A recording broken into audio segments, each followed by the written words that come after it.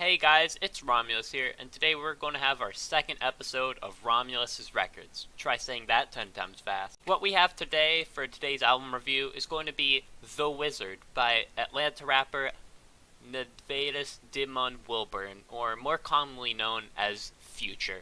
To put it mildly, I strongly dislike Future as a performer and as a talent in the trap industry. His pioneering of dark, low auto-tune has been improved by many other artists, such as Takeoff, or hell, even that designer kid who had that hit Panda, which had more success than any of Future's other songs. And his attempts of singing has been absolutely terrible.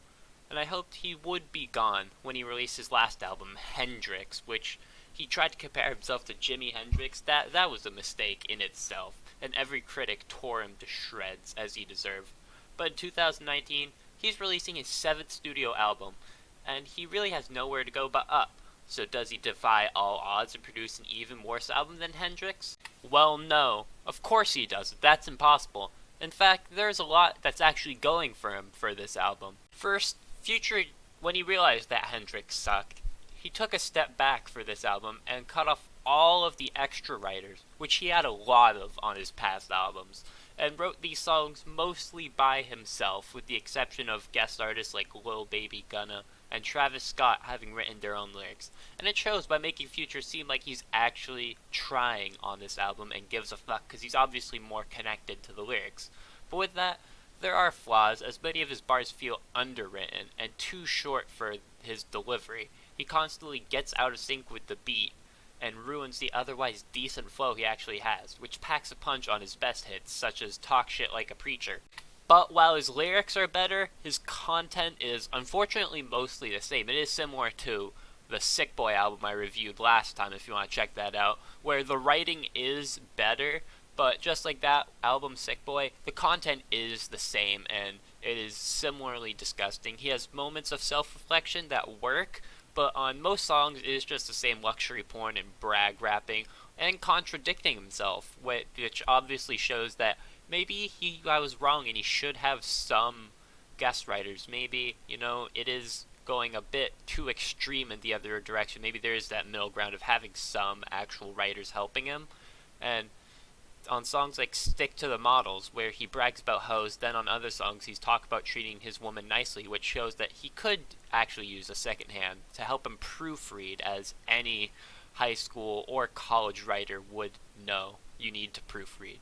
Like I said earlier, Future is trying here, and it shows because while the lyrics may be a bit questionable and the topics are bad, Future himself actually sounds fairly decent here. This might be some of the best delivery and sound he's ever done. He still has that low range. He's learned mostly not to go into his higher registers and not sing as much as he did on Hendrix, and the singing here is actually, I'll give him that, it is credible.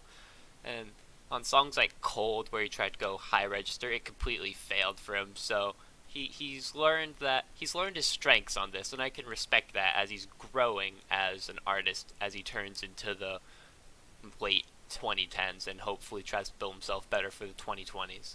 And when it comes to their production, it is also a step in the right direction, with many of the songs not having too much overproduction that bottles everything out, apart from songs like Faceshot.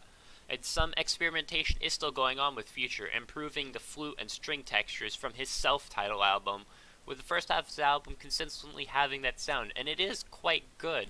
I think really what he did improve on, and the producers of this album learned, was that you shouldn't have it in the limelight. You should not have the flutes and weird string sounds that are trying to mystify the song in the forefront. It definitely should be more of a background effect, not in songs like Mask Off, that famous hit he had where the flute was just consistently there in your face and it didn't fit at all in the front. So definitely learning that lesson makes those songs, especially in the first half, much better than what Future has delivered before. But here is where we get to the big problem I have with this album now that we've been hyping it up. Let's tear it down a bit. Half these songs sound exactly the same, and this is a problem I have with many trap albums. So Future isn't alone, but he definitely should be trying to improve this if he wants to get more credit. Many of these songs are the same, luxury porn and brag rapping with that mystical flute background with the trap infused into it. So many of these songs I can't really tell apart other than the title, maybe. I'm trying to remind me which song is which. I would say roughly for half the album, which is 10 songs.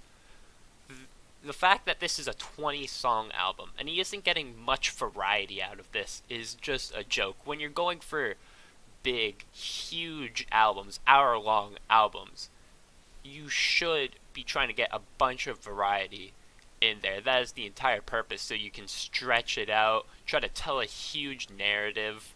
Drake had the similar problem last year when he released Scorpion, which everyone tore to shreds because it was 20-something songs long.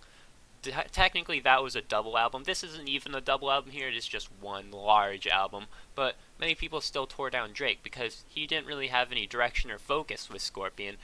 Everyone thought it would be a response to Pusha T completely destroying him when he went for the revenge hook on the story of Adidon, which completely destroyed Drake. But he himself did not respond with anything good. He responded with "I'm upset," actually, and doubling down on that, which was quite hilarious. So for him, that pandered for him, but Future, he doesn't have anything actually to redeem for that.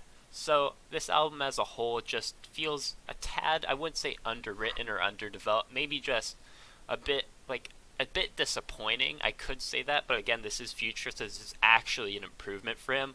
I guess the feeling I'm left with, time wasted overall. There isn't anything unique other than maybe the new textures to production, which is a nice step.